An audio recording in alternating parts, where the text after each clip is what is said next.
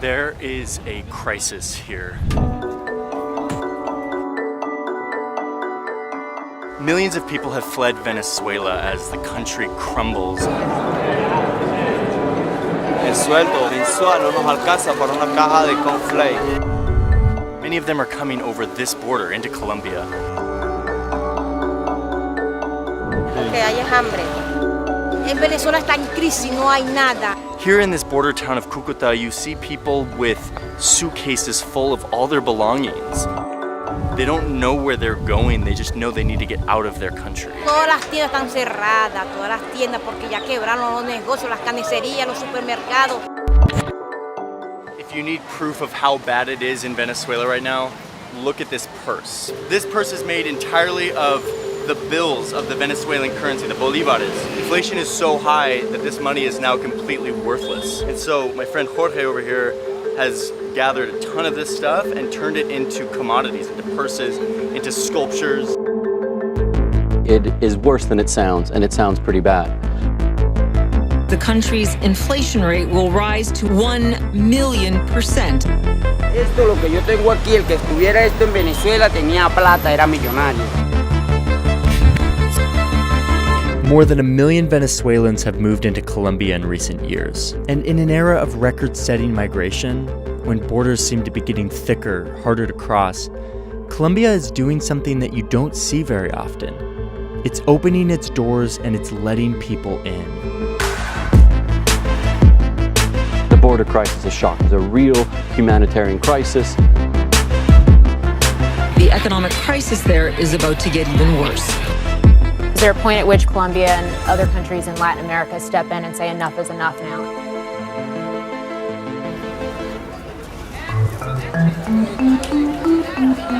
This border town of Cúcuta is now totally bustling. This is the very end of the border, right as people are entering. So the one thing that you'll hear that is a little interesting is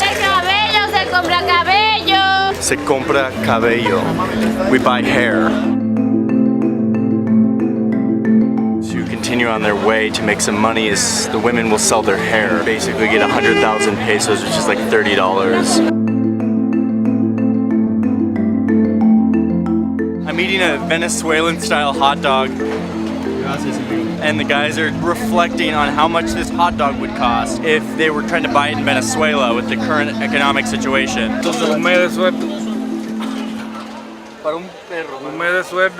87% of the country's households into poverty. Images that we have just never seen in Latin America before is unfortunately something we're seeing now. The collapse of Venezuela didn't happen because of a civil war or a natural disaster, but rather the colossal economic mismanagement by the country's leader, Nicolás Maduro. In just a few years, Maduro grabbed control of most of the government and then drove the country into an economic disaster worse than the Great Depression and the fall of the Soviet Union. Hay mucha gente pobre y con hambre. Que no se consigue medicina, la enfermedad de los niños, las vacunas. En Venezuela ahorita un almuerzo sale un realero. Of the 2 million people who have left Venezuela in the midst of this crisis, about 1 million have come to Colombia, easily more than any other country. The response by most countries in the region has been to put up new measures to stop migrants from flooding into their country, but not Colombia. Here, the border stays relatively easy to cross. And even though Colombia already has millions of its own people in need of humanitarian assistance, the Colombian people and politicians continue to let these migrants in. So I have decided that we're not going to close the border. We have to give them support. Now we're in the refugee camp, is what they're calling it. And here the government provides all sorts of services to these people. Hay odontología, hay asistencia legal, asesoría psicológica. Haircuts and manicures. Today in the camp they're playing music, some Colombian, some Venezuelan, and everyone, locals, migrants, starts singing and clapping along.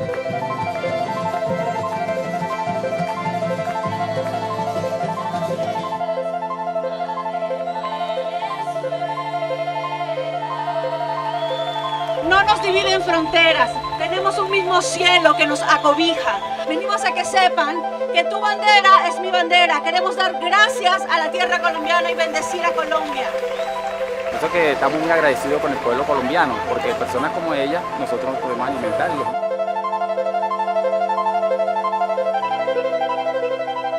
The Colombian government has given most of these migrants status, allowing them to live in the country, get health care, work, and study for 2 years. But it's not just the Colombian government opening its doors. In a neighborhood near the border, people have started taking migrants into their homes, indefinitely and for free. Pero yo acá tengo sino 4. Cuatro. 4 nomás. ¿Es una familia? Sí, es una familia. No me da miedo. Sé que si lo hago de buen corazón, yo sé que Dios no va a dejar que a mí nada malo me suceda. Hola amigos, ¿qué tal? O sea, ustedes también tienen sus propias necesidades. ¿Cómo lo hacen llevar las necesidades de otras personas? ¿Es difícil eso? Sí, claro. No es fácil, pero uno es guerrero, uno como colombiano es luchador. Uno dice, no, pues ahí aguantamos para todos. Ahí desde que traten de aguantar, ¿no? ¿Sí? Carlos también nos ha ayudado, que eso sí, siempre lo vamos a agradecer, pero... Y se han portado bien, gracias a Dios. And to understand why these people are opening up their doors to Venezuelans, you have to understand their past. If you go back to the 1800s, Colombia and Venezuela were actually a part of the same country called Gran Colombia. This country eventually broke up into the modern states we know today.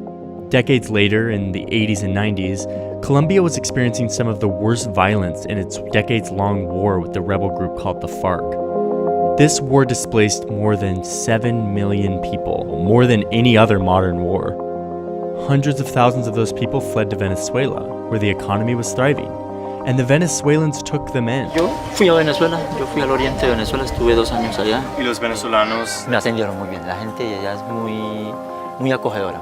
So in a sense, this is the Colombians' way of paying back the Venezuelans for the hospitality they were given. Here at the border, you go down the street a little bit and you see this sign that says, "Welcome to Colombia."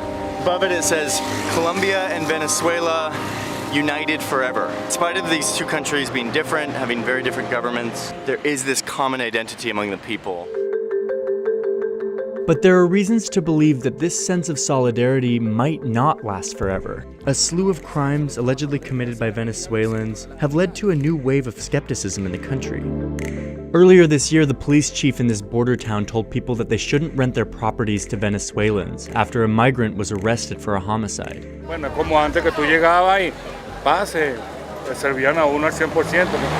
Ahorita hay esa desconfianza porque hay venezolanos que de verdad, lastimosamente, hemos hecho lo malo.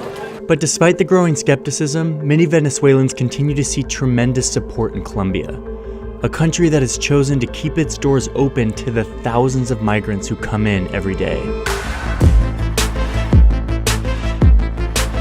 I'm so glad you've watched episode 1 of Borders Colombia. I've got a bunch more episodes coming your way, another one next week, so keep watching. And I want to say a huge thank you to the Borders local network. They allow me, an outsider, to come into this place and to understand it in a better way. So thank you to the locals who contributed, and stay tuned for more Borders.